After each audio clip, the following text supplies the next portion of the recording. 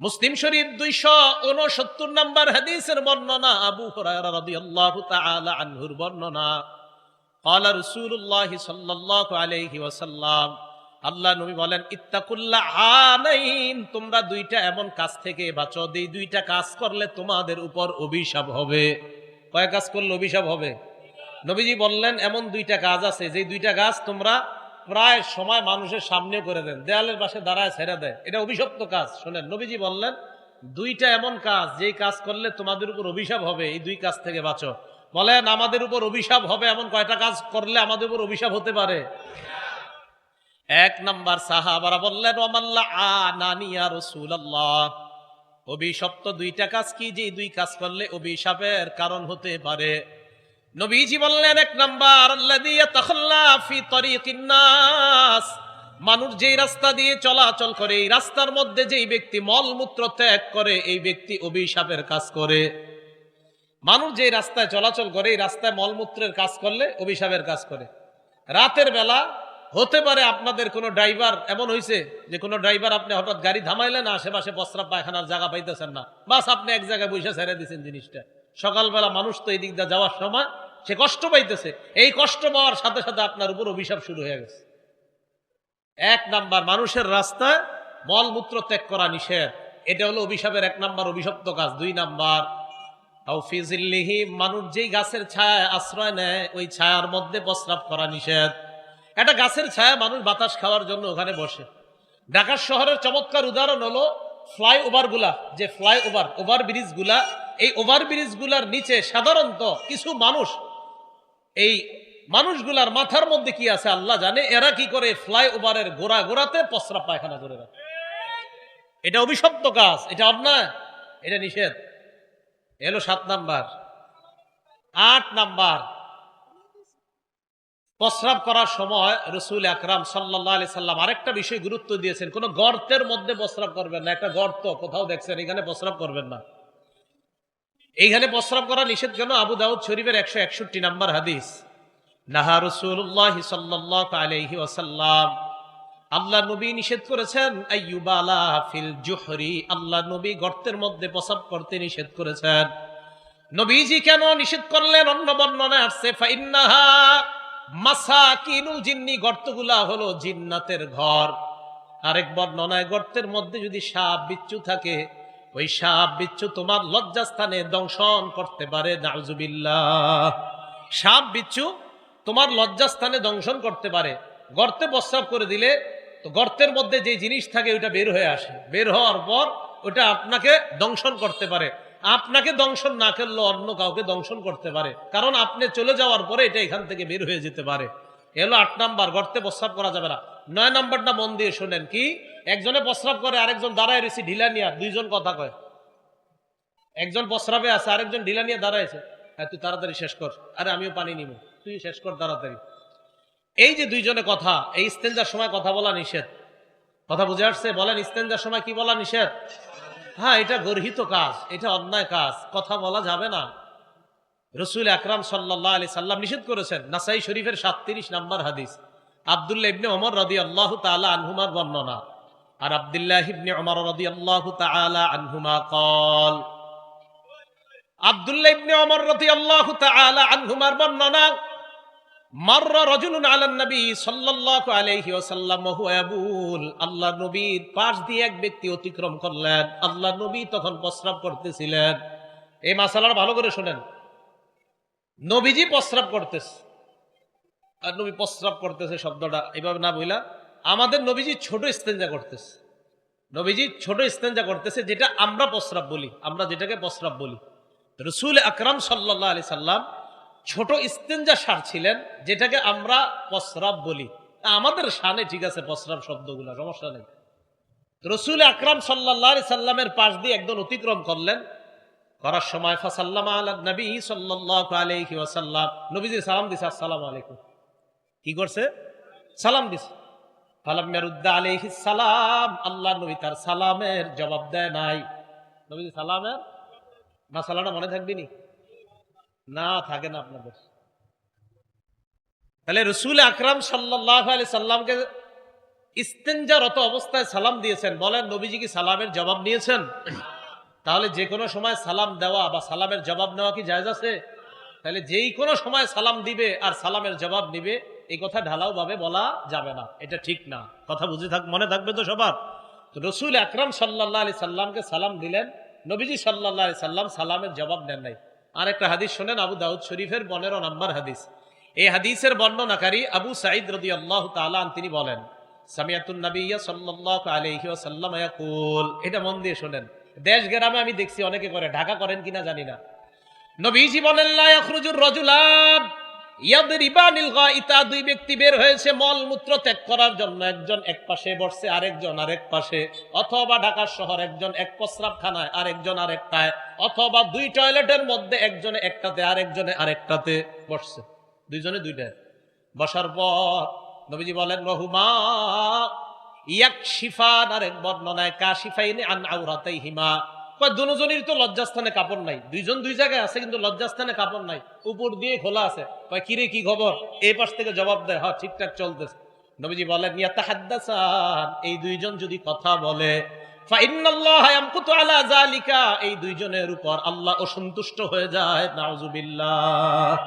তাহলে কথা বলা যাবে না। বলেন ইস্তেঞ্জারত অবস্থায় কি বলা যাবে না? কথা বলা যাবে না। আল্লাহ আমাদেরকে কথাগুলো মনে রাখার তৌফিক দান করেন। এগুলো 9 নাম্বার। 10 নাম্বার, প্রস্রাবের ছিটা ফোঁটা থেকে খুব সতর্কতার সাথে বাঁচতে হবে। প্রস্রাবের ছিটা ফোঁটা থেকে সতর্কতার সাথে বাঁচতে হবে। এই জন্য তো টিস্যু ব্যবহার ইত্যাদির জোর দেয় উলামায়ে কেরাম। ইবনে মাজাহ হাদিস নাম্বার 282 নাম্বার হাদিস, এই হাদিসের মধ্যে আসছে। আর মসজিদগুলার প্রস্রাবখানাগুলাও এমন ভাবে তৈরি করা যেন প্রস্রাব করার পর মুসল্লি যারা ইস্তেঞ্জা সারবে তাদের উপর ছিটা আসা, অথবা পানি ছাড়ার পর এমন সিস্টেম করা যেই পানির কারণে পানি ওই প্রস্রাবে লেগে প্রস্রাবের ছিটা আমার গায়ে না আসে, এমন ভাবেই তৈরি করা। এবং বাসা বাড়িতে এমন করা। তবে কষ্টের বিষয়, অনেক জায়গায় আপনার এটা হয়ে যায়, পানি পড়ার পর ওই না পাখিটা শরীরে এসে যাচ্ছে। এটা কিন্তু সতর্ক থাকা, মসজিদের দায়িত্বশীল যারা, এটা সবাই সতর্ক থাকা। রসুল আকরাম সাল্লাল্লাহু আলাইহি সাল্লাম কি ভয়ঙ্কর কথা বলেছেন দেখেন। মানে নবীজির কথা ভয়ঙ্কর না, বাকি এই কাজ যারা করে তাদের এই আমলটা কতটা ভয়ঙ্কর এটা দেখেন।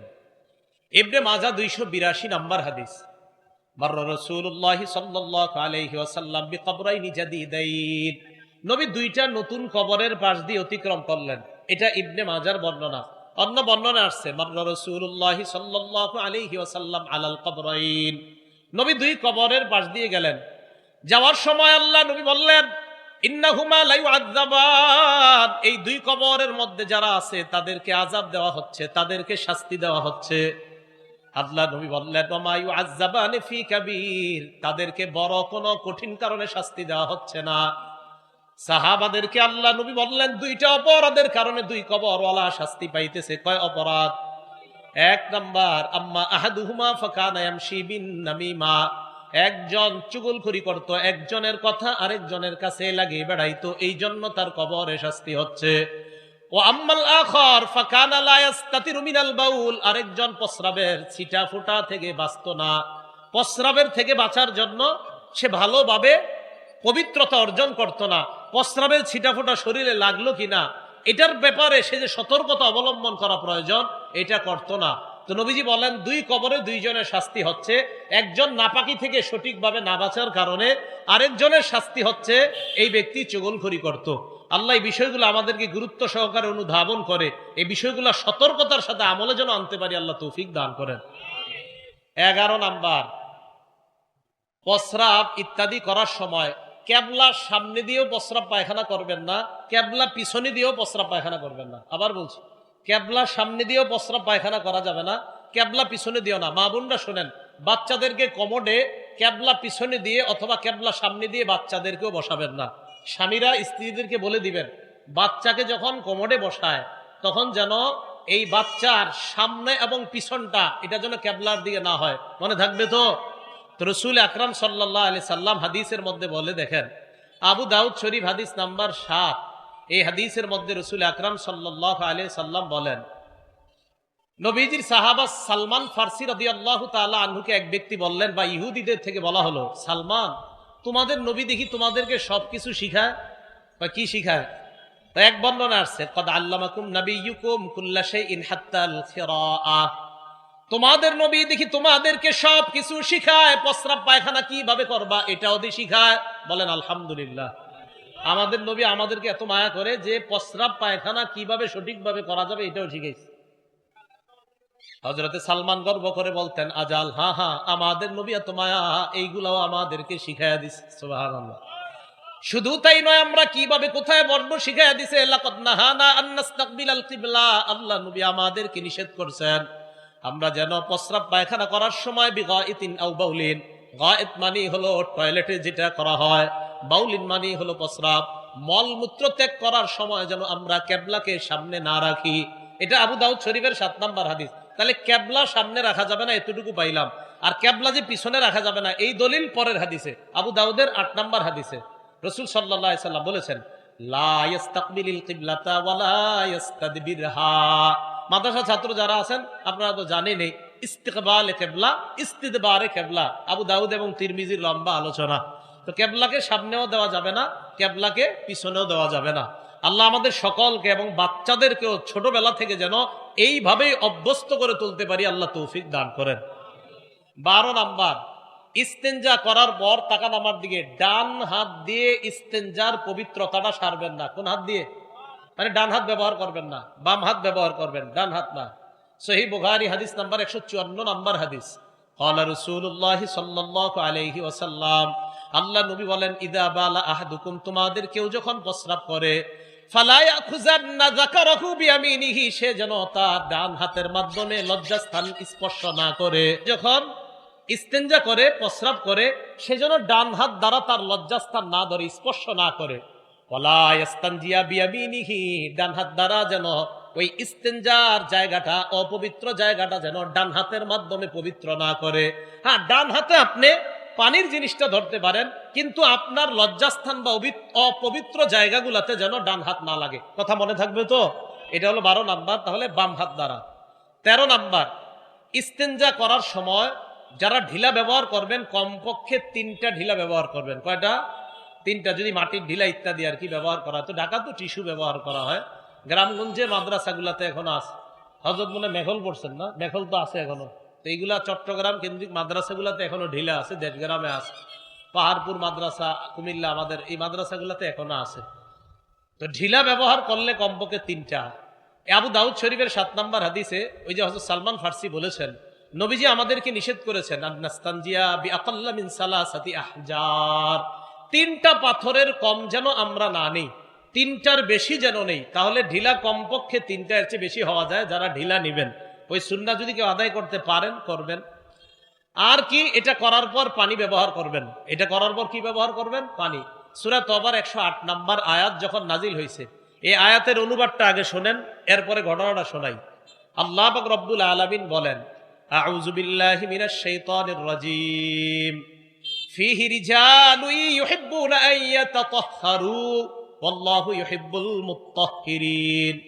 আল্লাহ পাক কোরআনের মধ্যে জানা দেয়, অমুক এলাকায় মসজিদের মধ্যে একদল মুসল্লি আছে, এই মুসল্লিরা এমন যারা পবিত্রতা অর্জন করতে পছন্দ করে। আল্লাহ পবিত্রতা অর্জনকারীদেরকে ভালোবাসেন। সুবহানাল্লাহ। আল্লাহ পবিত্রতা অর্জনকারীদেরকে কি বাসেন? ভালো। এই জায়গায় অনুবাদটা, আল্লাহ বেশি পবিত্রতা অর্জনকারীদেরকে ভালোবাসে। বলেন কি বলছি? বেশি বেশি পবিত্রতা অর্জনকারীদেরকে ভালোবাসে। এই আয়াত নাজিল হওয়ার পর নবীজি গেছে কুবা এলাকায়, এলাকার নাম কুবা। এই কুবা এলাকায় যাওয়ার পর নবীজি কুবাবাসীদেরকে বললেন, তোমরা এমন কি আমল করো, কিভাবে পবিত্রতা অর্জন করো, যে তোমাদের ব্যাপারে আল্লাহ কোরআনে আয়াত নাজিল করে দিছে। তখন তারা বললেন, ইয়া রাসূলুল্লাহ, আমরা ঢিলা ব্যবহার করার পর পানির মাধ্যমে ভালোভাবে পবিত্রতা অর্জন করে নেই। আল্লাহর নবী বললেন, তোমাদের এই পবিত্রতা ডাবল হওয়ার কারণে আল্লাহ তোমাদেরকে অধিক পবিত্রতা অর্জনকারী বলে কোরআনে আয়াত নাজিল করে দিলেন। তাহলে অধিক পবিত্রতা অর্জন করা। তাহলে টিস্যু যারা নিবেন, নেওয়ার পরেও পানি নেওয়া, টিস্যু নেওয়ার পরে কি নেওয়া বলেন? পানি নেওয়া। এটা অধিক পবিত্রতা। বিসমিল্লাহ।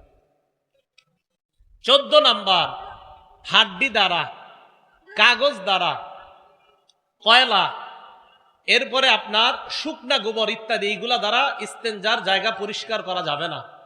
আবু দাউদ শরীফের 7 নম্বর হাদিসে আসছে, সালমান ফার্সি রাদিয়াল্লাহু তাআলা আনহু বলেন, নাহানা আন নাস্তানজিয়া বিরাজিইন আও বিআজমিন। রাসূল আকরাম সাল্লাল্লাহু আলাইহি ওয়াসাল্লাম আমাদেরকে হাড্ডি দ্বারা অথবা শুকনা গোবর ইত্যাদি দ্বারা, বক্তব্যের ছেলেরা পরে দেখবেন শুকনা গোবর, গাছের কাঁচা পাতা, খাদ্য দ্রব্য, কয় জিনিস দ্বারা ইস্তিনজা করা নিষেধ, এগুলা দেখবেন এরা বলে, বাচ্চারা বলে, যদিও আপনাদের 50 বছরেররাও পারেন না, কষ্ট নিয়ে না, অথচ পারা দরকার ছিল আমাদের। এগুলা এগুলা এগুলা কিন্তু এগুলা ফরজে আইন বিদ্যা, এগুলা জানা দরকার। ওলামায়ে কেরামকে জিজ্ঞাসা করবেন, এগুলা মুসলমানের জানা জরুরি। তা আপনি পবিত্রতা অর্জন করা সঠিকভাবে তো জানলেন না, কষ্ট নেন নাই তো, তাহলে কষ্ট না নিলে শিখে নিয়েন, শিখবেন, শিখে নিয়েন সবাই, আল্লাহ শিখার তৌফিক দান করেন।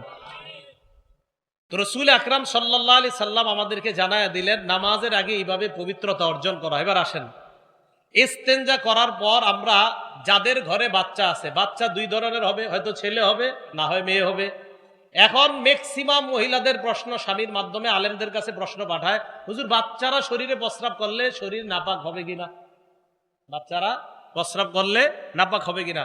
বাস ইমাম নববী রহমতুল্লাহ আলাইহি মুসলিম শরীফের ব্যাখ্যায় লিখে দিয়েছেন, লা খিলাফা ফি নাজাসাতিহি, বাচ্চা প্রস্রাব করলে, পায়খানা করলে যে নাপাক হবে এই ব্যাপারে কোনো ইখতিলাফ নাই। উলামায়ে কেরাম ইজমা, ঐক্যমত, বাচ্চা প্রস্রাব পায়খানা করলেও শরীর নাপাক হয়ে যাবে, বাচ্চা প্রস্রাব পায়খানা করলেও নাপাক হয়ে যাবে। হ্যাঁ, একটু ছাড় আছে, এমন ছেলে যদি, বাচ্চাটা যদি ছেলে হয় তাহলে তার ওই প্রস্রাব, বাচ্চা যদি ছেলে বাচ্চা প্রস্রাব করে শরীরে, তাহলে এটা মোটামুটি হালকাভাবে পানি দিয়ে পবিত্রতা অর্জন করে নিলে চলবে। কিন্তু মেয়ে বাচ্চা যদি প্রস্রাব করে তাহলে ভালোভাবে ধৌত করতে হবে। আমি আবার বলছি, ছেলে শিশু যদি প্রস্রাব করে হালকাভাবে ধুয়ে নিলে হবে। মেয়েরা যদি, মেয়ে কন্যা আর কি যারা, তারা যদি প্রস্রাব করে তাহলে এটা ভালোভাবে ধুইতে হবে। আপনারা কিন্তু আবার ফোনে কেউ আমার মাসালা জিজ্ঞেস করেন না, আমার নামের শুরু যদিও মুফতি, কিন্তু মাসালা দেওয়ার মতো মুফতি আমি না। তো যাই হোক, এতটুকু মনে রাখেন যে বাচ্চা যদি ছেলে হয়, তো ছেলে বাচ্চা যদি প্রস্রাব করে তাহলে হালকাভাবে ধুয়ে নিলে হবে, আমি দলিল দিচ্ছি। আর যদি মেয়ে বাচ্চা প্রস্রাব করে তাহলে আপনার ভালোভাবে ধৌত করতে হবে। তহাবি শরীফের বর্ণনা, আলী ইবনে আবি তালেব রাদিয়াল্লাহু তাআলা আনহুর বর্ণনা, রাসূল আকরাম সাল্লাল্লাহু আলাইহি সাল্লাম স্পষ্ট বলে দিয়েছেন কি, ইউগসালু বাউলুল জারিয়া, ইউগসালু বাউলুল জারিয়া, মেয়ে বাচ্চার প্রস্রাবকে ভালোভাবে ধৌত করতে হবে। ওয়ায়ুনদাহু বাউলুল গুলাম, আর ছেলে বাচ্চার প্রস্রাবকে মোটামুটি হালকা ভাবে ধুয়ে নিলেই হবে। তাহলে মেয়ে বাচ্চার প্রস্রাব ভালোভাবে ধুইতে হবে, আর ছেলে বাচ্চার প্রস্রাবটা হালকা ধুয়ে নিল। আর মুসলিম শরীফের দলিল নেন, আম্মা জানা আয়েশা সিদ্দিকা রাদিয়াল্লাহু তাআলা আনহার বর্ণনা, থাক লাগবে না। আম্মা জানা আয়েশা সিদ্দিকা রাদিয়াল্লাহু তাআলা আনহা বলেন, উতিয়ান নবী সাল্লাল্লাহু আলাইহি ওয়াসাল্লাম বিসাবিয়্যিন ইয়ারদা, আম্মা জানা আয়েশা বলেন, আল্লাহ নবীর কাছে একটা শিশুর বাচ্চা আনা হলো, দুধের বাচ্চা। এই শিশুকে আল্লাহ নবীর কোলে দেওয়া হয়, শিশুটা ছিল ছেলে শিশু। আল্লাহ নবীর কোলে দেওয়ার পর বালা ফি হাজরিহি, আল্লাহ নবীর কোলে প্রস্রাব করে দিস, আল্লাহ নবীর কোলে প্রস্রাব করে দিস, ছেড়ে দিছে বাচ্চাটা। নবীজি দেখে নবীজির কোলে প্রস্রাব করে দিছে।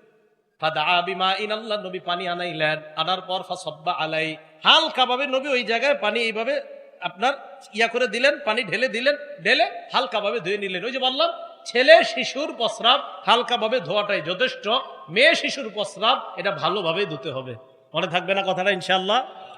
তাহলে ছেলে হোক মেয়ে হোক এদের প্রস্রাব পায়খানা অপবিত্র, বাস এটা হলো মাসালা, প্রথম কথা। দ্বিতীয় কথা, ছেলে বাচ্চার প্রস্রাব যদি হয় এটা হালকাভাবে ধৌত করলে, মোটামুটি ভাবে ধৌত করলে যথেষ্ট হবে। আর মেয়ে বাচ্চার প্রস্রাবটা ভালোভাবে ধৌত হবে। হ্যাঁ, এরপরে যদি কারোর মধ্যে অস্পশা সন্দেহ থাকে, না হুজুর আমি দুটোটাই ভালোভাবে ধুইব, সমস্যা নাই, তো আপনি ধুন, সমস্যা কি। ছেলেরটাও আপনি আরো ভালোভাবে, যেইভাবে মেয়েরটা ভালোভাবে ধোয়ার কথা বলা হয়েছে, তো ছেলেরটা এইভাবে ধৌত করেন, কোনো সমস্যা নাই।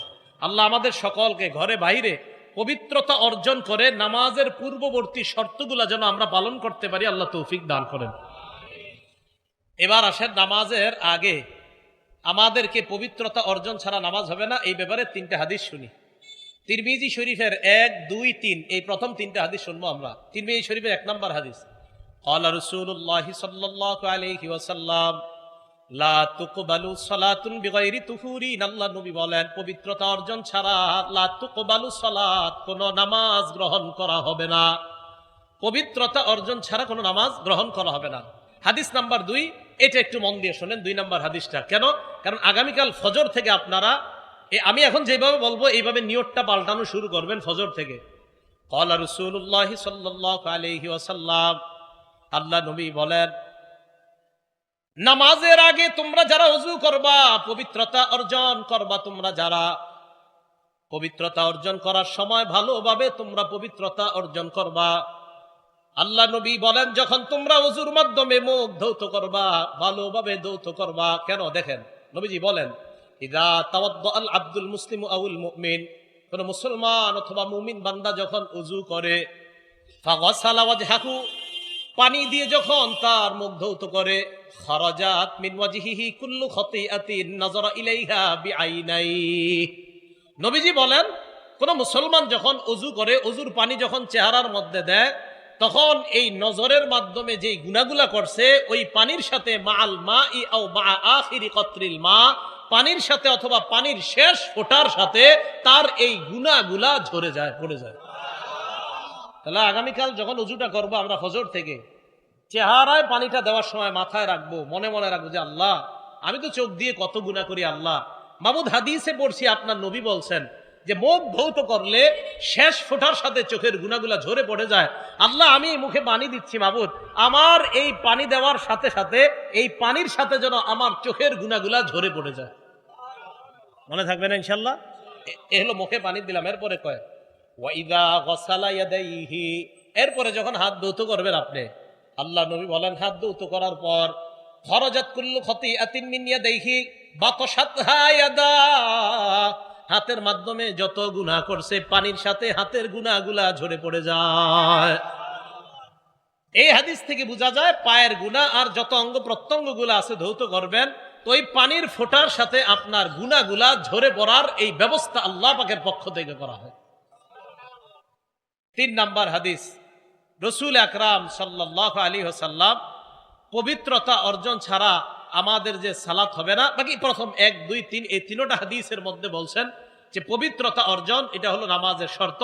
তো তৃতীয় হাদিসের মধ্যে নবীজি বলেন, তিরমিজি শরীফের, মিফতাহুস সালাতি আত-তুহুর, নামাজের চাবি হলো পবিত্রতা, পবিত্রতা অর্জন ছাড়া নামাজ খোলা যায় না। এবার চলেন আমরা নামাজে প্রবেশ করব। নামাজে প্রবেশ করার আগে যদি গোসল ফরজ না থাকে তাহলে ওযু করা। ওযুর ফরজ কয়টা বলেন তো? 4টা। সূরা মাইদার 6 নম্বর আয়াতে আল্লাহ পাক রব্বুল আলামিন বলেন, ইয়া আইয়ুহাল্লাযীনা আমানু ইযা কুমতুম ইলাস সালাহ, হে ঈমানদারগণ, তোমরা যখন নামাজে দাঁড়ানোর ইচ্ছা করো, ফাগসিলু বুজুহাকুম, তোমরা তোমাদের চেহারা ধৌত করো, ওয়া আইদিয়াকুম ইলাল মারাফিক, তোমরা তোমাদের হাতগুলা কনুই পর্যন্ত ধৌত করো, ওয়ামসাহু বিরুউসিকুম, 3 নাম্বার মাথা মাসহ করো, 4 নাম্বার আরজুলাকুম ইলাল কাবাইন, পাগুলা টাকনু পর্যন্ত পা ধৌত করো। এ হলো ওযুর 4 ফরজ। হাত ধৌত করা, মুখ ধৌত করা, মাথা মাসহ করা আর পা এটা ভালোভাবে ধৌত করা যদি ওযু ফরজ হয় আপনার। আর যদি গোসল ফরজ হয় আপনার উপরে, ভালো করে মনে রাখবেন, যদি গোসল ফরজ হয় আপনার উপরে তো গোসলের 3টা ফরজ। 1 নাম্বার ভালোভাবে কুলি করা, 2 নাম্বার নাকের নরম জায়গা পর্যন্ত পানি পৌঁছায় দেওয়া, 3 নাম্বার সমস্ত শরীরে পানি পৌঁছায় দেওয়া।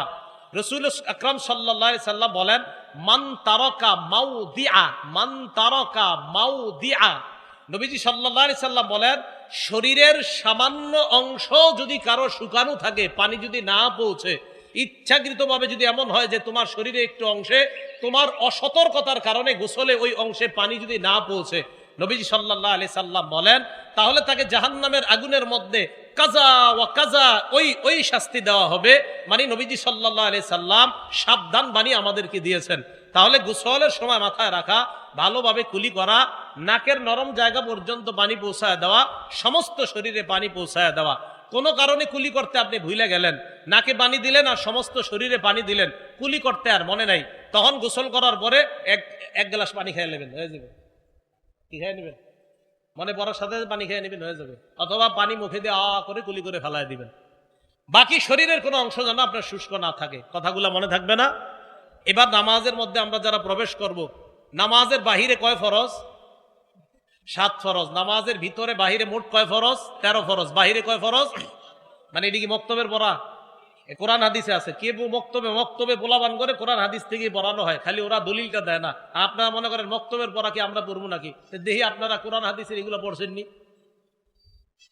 নামাজের বাহিরে 7 ফরজ। 1 নাম্বার শরীর পাক করা, শরীর পবিত্র করা। সূরা মাইদার 6 নম্বর আয়াতে আল্লাহ বলেন, ওয়া ইন কুনতুম জুনুবান ফাত্তাহহারু, যদি তোমরা অপবিত্র হও, তোমাদের উপর যদি গোসল ফরজ হয়, ভালোভাবে তোমরা গোসল করে নাও, ভালোভাবে তোমরা পবিত্রতা অর্জন করে নাও। 1 নাম্বার শরীর পাক, 2 নাম্বার কাপড় পাক।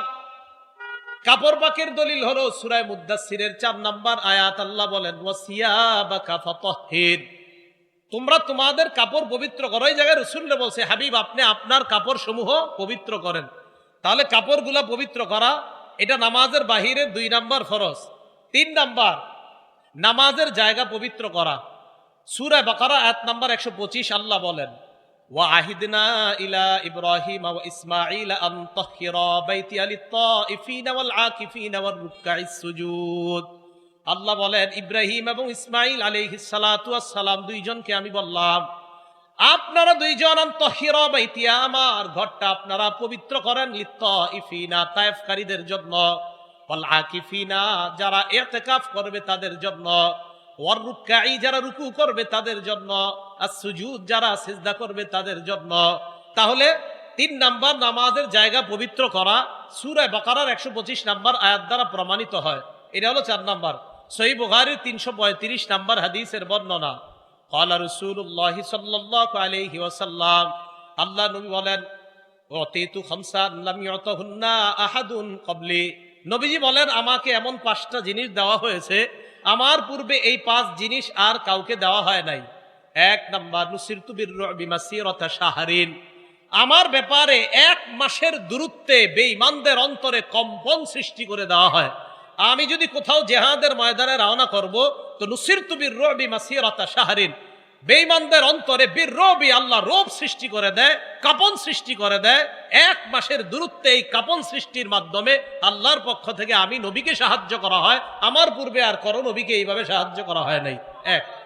2 নাম্বার রাসূল আকরাম সাল্লাল্লাহু আলাইহি সাল্লাম বলেন ওয়াজুইলাত লিয়াল আরদু মাসজিদান ওয়া তাহুরা, পুরা দুনিয়াটা আমার জন্য মসজিদ করে দেওয়া হয়েছে, নামাজের জায়গা, এবং পুরা দুনিয়াটা আমার জন্য পবিত্রতার মাধ্যম বানায় দেওয়া হয়েছে।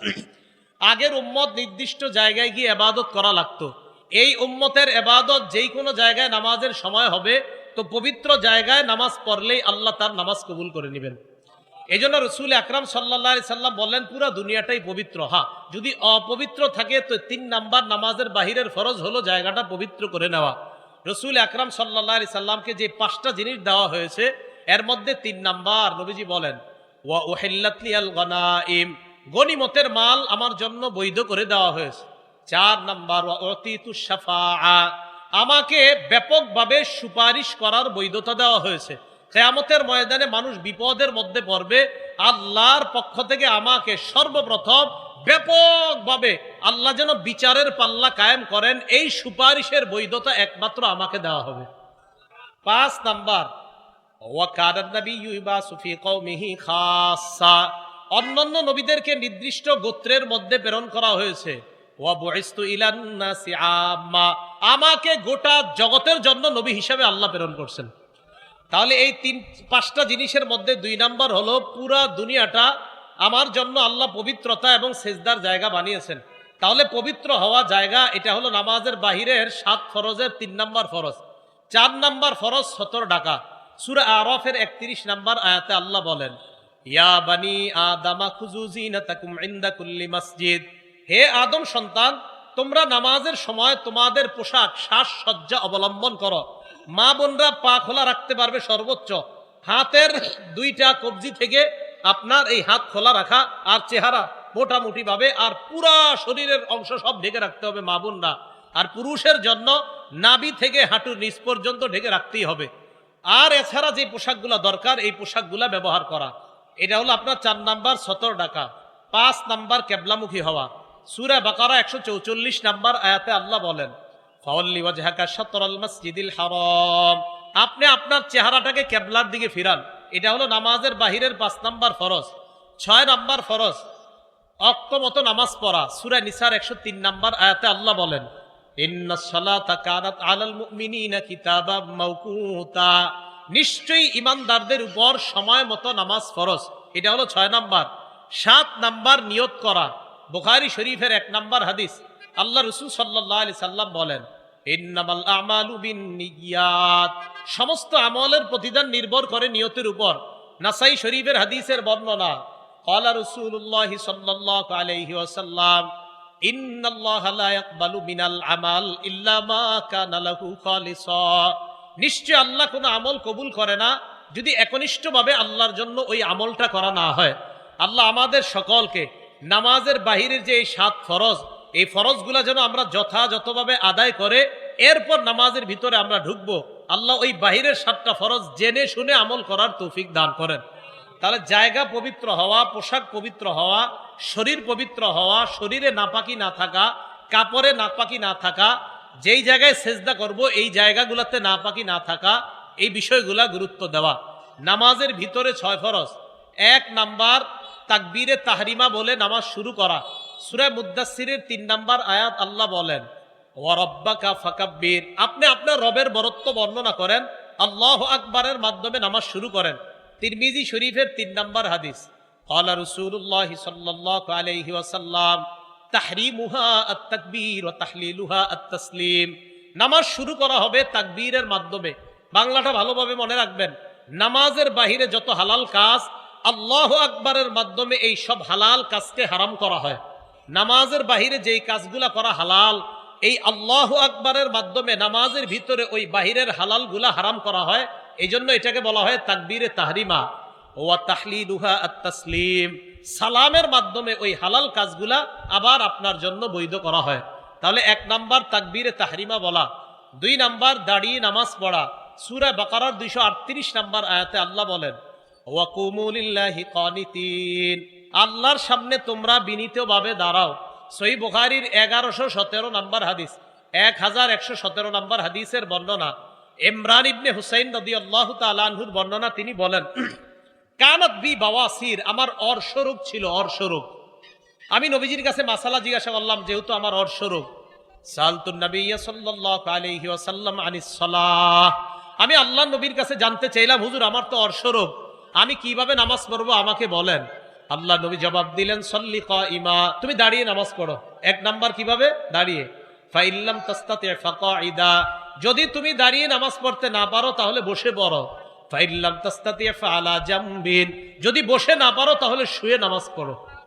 তাহলে দাঁড়িয়ে না পারলে বসে।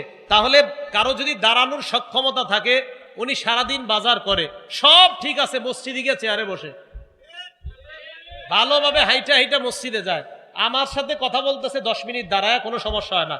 ইমাম সাহেবের সাথে উনি 10 মিনিট দাঁড়ায় কথা বলছে, সমস্যা হয় না। এখন মসজিদে গিয়ে উনি বসে নামাজ পড়ে, এটা তো হলো না, ওনার তো দাঁড়ানোর সক্ষমতা আছে, তো এখন উনি বসে নামাজ পড়লে কিভাবে নামাজ হবে? উনি তো দাঁড়ায় তো 10 মিনিট কথা বললো কিভাবে? তো আল্লাহর সামনে তো 10 মিনিটও 1 রাকাতে, ইমাম সাহেবকে 1 রাকাতে 10 মিনিট দাঁড়ায় থাকে না। তো আপনি দাঁড়ায় সব কিছু পারেন, খালি নামাজে গেলে চেয়ারে বসা লাগে, বিষয়টা না। বসার মাসালা ওই ব্যক্তির জন্য যে দাঁড়াইতে না পারে। ভাই কথা মনে থাকবে। সহিহ বুখারী 1117 নাম্বার হাদিস, সহিহ বুখারী 1117 নাম্বার হাদিস। ইমরান ইবনে হুসাইন বলেন, কানাত বি বাওয়াসির, আমার অর্শরোগ ছিল। আমি রাসূল সাল্লাল্লাহু আলাইহি সাল্লামকে প্রশ্ন করলাম, নামাজ পড়বো কিভাবে? তো নবীজি বললেন, সল্লি কাইমান, দাঁড়িয়ে নামাজ পড়ো। তাহলে দাঁড়িয়ে মানে তুমি যদি দাঁড়াইতে সক্ষম হও তো দাঁড়িয়ে নামাজ পড়ো। ফাইল্লাম তাস্তাতি, যদি দাঁড়িয়ে নামাজ পড়তে সক্ষম না হও, ফাকাইদান, তাহলে বসে নামাজ পড়ো। ফাইল্লাম তাস্তাতি, যদি বসেও না পারো, ফাআলা জামবিন, তাহলে শুয়ে নামাজ পড়ো। তাহলে বলেন তো, দাঁড়ানোর সক্ষম ব্যক্তি বসে নামাজ পড়লে হবে না? দাঁড়ানো সক্ষম ব্যক্তি বসে বললে হবে না। এই কথাগুলো আমরা মনে রাখবো। বাজারে গিয়ে 1.5 ঘন্টা ঘুরে কিচ্ছু হয় না, উনি মসজিদে গেলে বসে যায়। এই বিষয়গুলো কেমন? এটা তো সঠিক হলো না আপনার। আল্লাহ আমাদেরকে বুঝার তৌফিক দান করেন। আরো আশ্চর্য লাগে, একজন, আপনি ইদানিং চেয়ার পাওয়া যায়, আপনার চেয়ার কেমন জানি ভাঙ্গা যায়, এটা এইভাবে নিয়ে যাওয়া যায় মসজিদে। এই চেয়ার এইভাবে নিয়ে আমি জুমা পড়াইতে যাই যে রাস্তায়, তো রমজান মাসে তো আপনার আর খানা নাই, আর রমজান মাসে খানা আছে দিনের বেলা। তো আগে মসজিদে গেলে প্রচুর মানুষ এসে ডিস্টার্ব করে, এই জন্য চিন্তা করি কি করা যায়। তো এর আগে একটা মসজিদ আছে, কোন মসজিদ সেটা বলবো না, তো যেই কোনো এক মসজিদে আমি বসে থাকি, কিছুক্ষণ বসে আপনার হয়তো কোরআন শরীফ পড়ি বা কিছু করি, সময়টা কাটাই, তারপর মসজিদে যাই। এক লোক আপনার এইভাবে উনি চেয়ারটা এইদিকে নিয়ে মসজিদে ঢুকার পর খাদেম সাহেবের সাথে দীর্ঘক্ষণ দাঁড়ায়, আর ঠিক চেয়ারও এই জায়গায় আছে, তাও আরো কত কষ্ট কথা বলতেছে দীর্ঘক্ষণ। এই কথাটা বইলা উনি আপনার চেয়ারটা পাইতে গিয়ে চেয়ারে বসে তো খাদেম সাহেবরা জিজ্ঞেস করলাম নামাজ পড়ে কিভাবে? চেয়ারে বসে। মানে এটা মানে কি? আপনি সুন্দর এটা নিয়ে গেলেন, আবার খাদেম সাহেবদের দিক নির্দেশনা দিতেছেন, এইভাবে মুছো, এটা করো ওইটা করো, দাঁড়ায় দাঁড়ায়, কিন্তু দাঁড়ায় দাঁড়ায় সব করতে। তা আল্লাহর সামনে আপনি এই অদ্দোহা সূরা পরিমাণ দাঁড়ায় থাকতে পারলেন না? ভাই কথাগুলো বোঝার চেষ্টা করবো আমরা। আল্লাহ আমাদের সকলকে বুঝবার তৌফিক দান করেন। 1 নাম্বার তাকবীরে তাহরিমা, 2 নাম্বার দাঁড়িয়ে নামাজ পড়া, 3 নাম্বার কেরাত পড়া। সূরা মুজাম্মিল আয়াত নাম্বার 20 আল্লাহ বলেন ফাকরাউ মা তায়াসসারা মিনাল কুরআন, কোরআনের যে অংশ সহজ, যেখান থেকে সহজ সেখান থেকে তেলাওয়াত করো।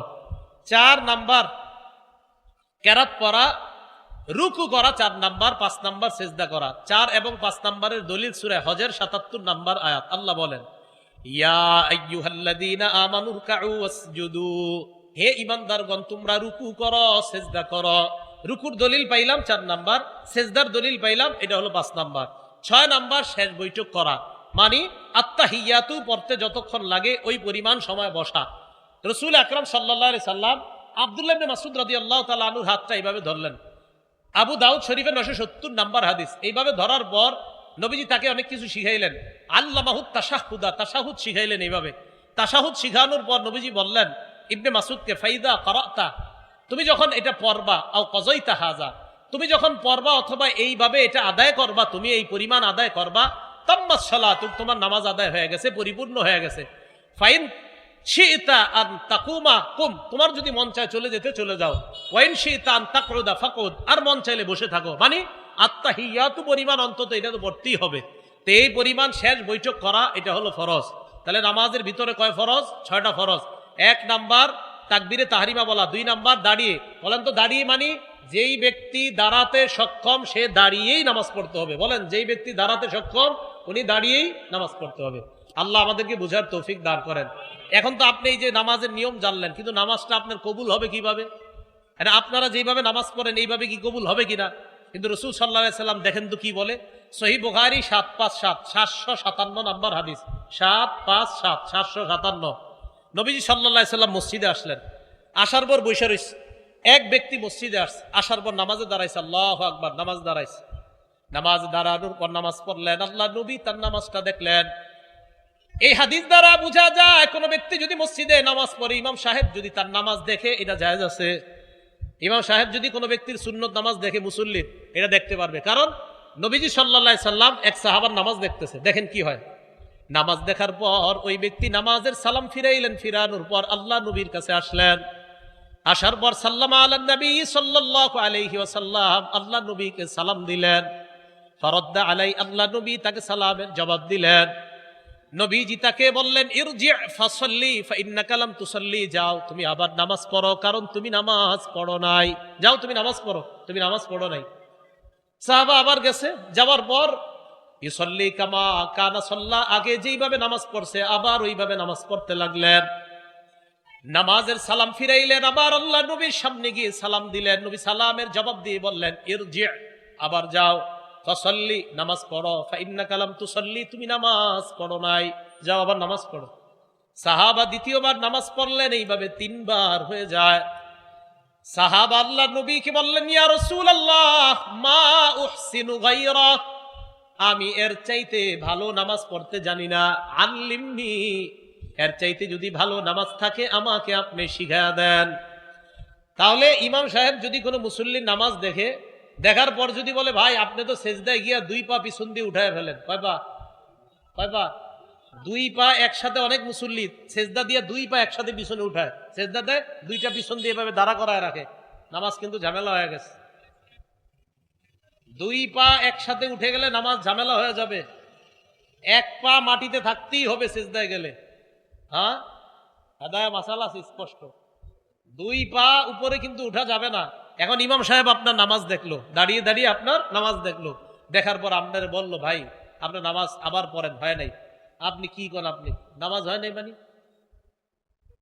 না, আপনি মানে ঝাড়ি মারলেন, নামাজ হুজুর কইলো নামাজ হয় নাই, তা আপনি রাগ হয়ে গেলেন, নামাজ হয় নাই মানে। তো এইভাবে নামাজের মধ্যে আপনার যখন ইমাম সাহেব বলা, তাহলে বলেন তো ইমাম সাহেব বলাটা নবীর সুন্নাহ কিনা? আরে নবীজি বলছেন এক সাহাবাকে যে তুমি যাও আবার নামাজ পড়ো, তাহলে ইমাম সাহেবের দেখাটা সুন্নাহ কিনা? আচ্ছা, এরপরে এই বলাটা যে তুমি নামাজ, আপনি আবার নামাজটা পড়েন ভাই, আপনার নামাজ হয় না, এই বলাটা ওনার অধিকার আছে কিনা। 3 নম্বরে আপনি পাল্টা হুজুরকে বলা উচিত, হুজুর আমার নামাজ তো আমি এর চেয়ে ভালো জানি না, কিভাবে পড়তে হয় আমারে শিখাইয়া দেন। তো সাহাবা নবীজি বললেন, হুজুর আমারে শিখাইয়া দেন। তো নবীজি বললেন, ইদা কুমতা ইলা সালাহ, যখন তুমি নামাজের ইচ্ছা করবা, ফাকাব্বির, তখন তুমি তাকবীর বলে নামাজ শুরু করবা।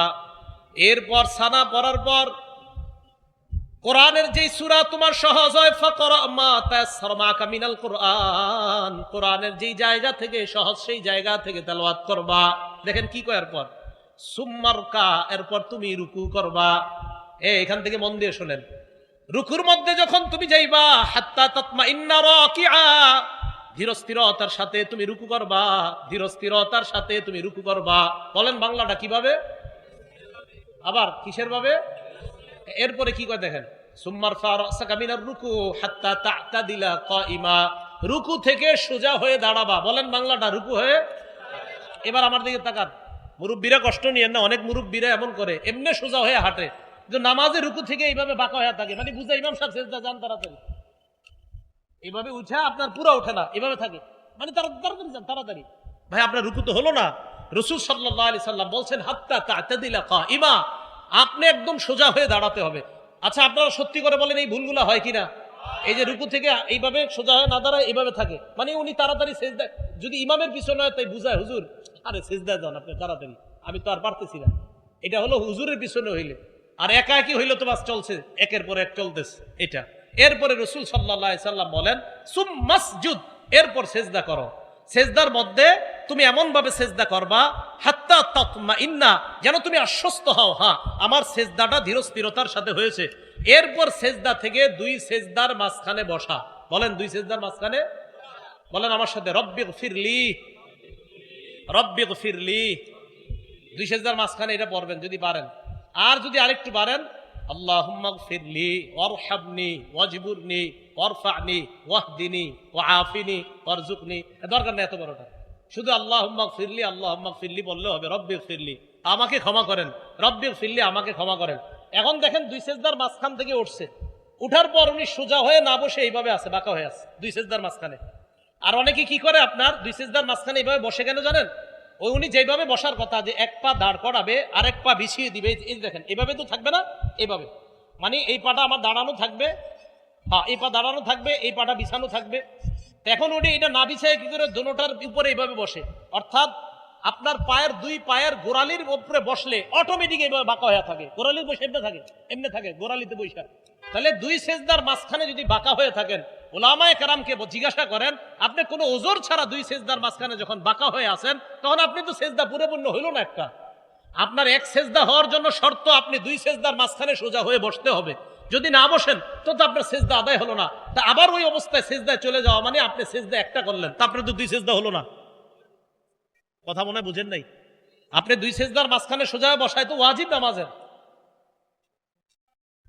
তাহলে ভাই মেহেরবানি করে এই ভুলগুলো আপনারা করেন না, 2 সেজদার মাঝখানে সোজা হয়ে বসা।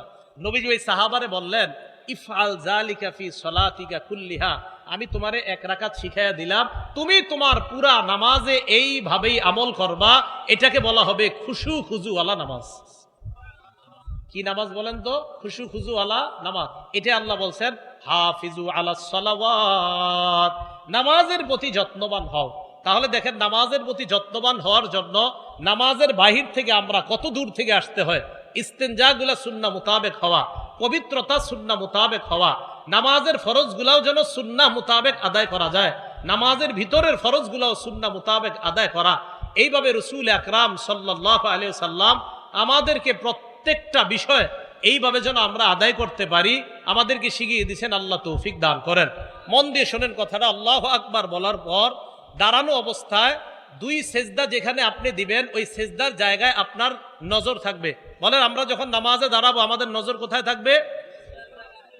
নামাজ খুশু খুজু হওয়ার জন্য যে জায়গায় নজর থাকা দরকার, নজরগুলা যদি সেখান থেকে ছুটে যায়, নামাজের খুশু খুজু নষ্ট হয়ে যায়। আবার বলছি, নামাজের খুশু খুজু নষ্ট হয়ে যাওয়ার জন্য এটাও দায়ী, যেই জায়গায় আপনার নামাজে নজর থাকা দরকার সেখানে নজর না রেখে যদি অন্য কোথাও নজরটা নিয়ে নেন, এই নামাজের খুশুটা নষ্ট হওয়ার জন্য আপনার নজর এদিক সেদিক করাটা দায়ী হয়ে যাবে। বলেন দাঁড়ানো অবস্থায় নজর কোথায় থাকবে? সেজদা দেওয়ার জায়গায়।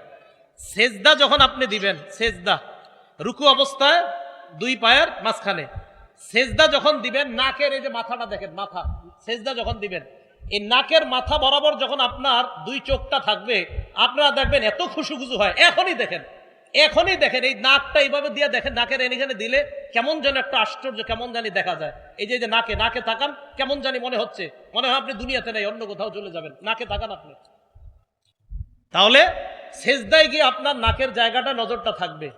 এরপরে আপনি যখন বসবেন কোলে নজর। এবার আমি বলবো, আপনারা বলবেন বাকিটা। বলেন দাঁড়ানো অবস্থায় কোথায়? রুকু অবস্থায়, সেজদা অবস্থায়, বসা অবস্থায় কোলে। নামাজে যেই জায়গায় নজরগুলা থাকা দরকার, এই হলো 4টা নজরের কথা বললাম। বলেন দাঁড়ানো অবস্থায় সেজদার স্থানে, রুকু অবস্থায় ওই মাঝখানে, এরপরে সেজদা অবস্থায় নাকের, বসা অবস্থায় কোলে 5 নাম্বার নজর, সালাম ফিরানো অবস্থায় 2 কাপ। এ হলো 5টা নজর। মুসলমানের নামাজের মধ্যে যে 5 জায়গায় নজর দেওয়া দরকার, এই নজর যদি 5 জায়গায় ছাড়া অন্য জায়গায় যায়, নামাজের খুশু নষ্ট হয়ে যাবে। এই 5 জায়গায় নজর থাকতে হবে মুসলমানের। আল্লাহ পাক রব্বুল আলামিন আমাদের সকলকে শুধু হাফিজু আলাস সালাওয়াত আমরা বুঝলাম যে নামাজের প্রতি যত্নবান হয়ে আমরা যেন 5 ওয়াক্ত নামাজ, 1 রাকাত নামাজের আলোচনা হলো আমাদের। এই 1 রাকাত নামাজটা আমরা প্রত্যেকটা রাকাতে যেন এইভাবে পড়তে পারি, আল্লাহ তৌফিক দান করেন। আমিন। ওয়া আখিরু দাওয়ানা আনিল হামদুলিল্লাহি রাব্বিল আলামিন। আমরা কি উঠবো না? মাদ্রাসার জন্য জায়গার ব্যবস্থা যেন আল্লাহ তাআলা করে দেয়, এই জন্য আমরা দোয়া করি, আল্লাহর কাছে দোয়া করবো। আমরা কি উঠবো না? সবাই বসি রুমাল নিয়ে যাই, সবাই রুমালে আমরা দান করি। আমরা বসি, দান করার পরে আমরা উঠবো ইনশাল্লাহ। 2জন রুমাল নিয়ে যান মাদ্রাসার জন্য, আমরা একটু দান করি। আমরা কেউ উঠবো না, দান না করলেও কেউ উঠবো না, মেহেরবানি করে আমরা বসি। 2জন রুমাল নিয়ে যাই, আমরা যে যা পারি মাদ্রাসার জন্য দান করি। রুমাল নিয়ে একটু তাড়াতাড়ি যাই, যে যা পারি মাদ্রাসার জন্য দান করি। বিসমিল্লাহ।